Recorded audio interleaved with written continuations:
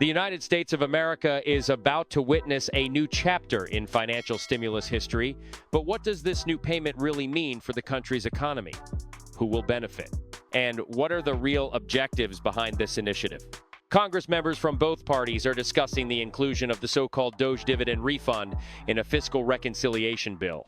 The central idea is that 20% of the savings generated by the DOGE program will be redistributed to American citizens. If approved, this could result in a payment of approximately $715 per taxpayer.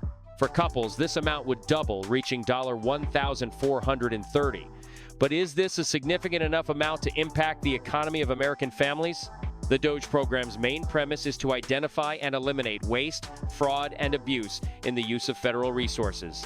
If projections come true, it is expected to reach a milestone of $2 trillion in savings by 2027. However, the payment of dividends is conditional on reaching these goals, which raises crucial questions.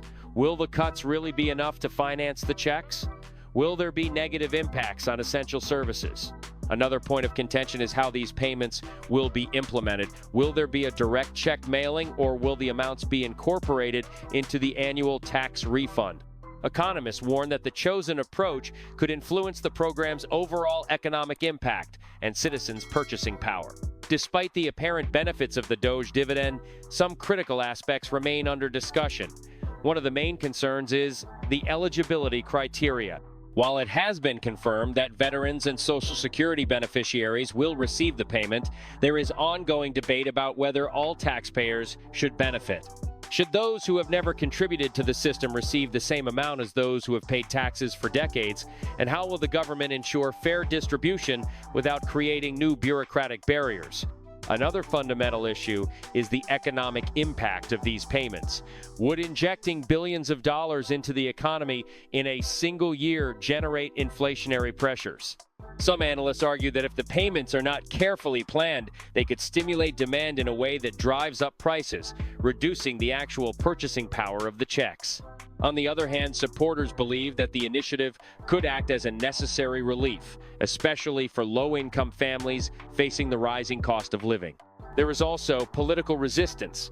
While some lawmakers see the DOGE dividend as an innovative solution to return money to taxpayers, others argue that the initiative could create new fiscal challenges. If the savings promised by the DOGE program do not materialize as expected, will the government be forced to seek additional sources of revenue to fulfill its commitments? This scenario could lead to new rounds of political negotiations, possibly delaying payments or even modifying eligibility criteria.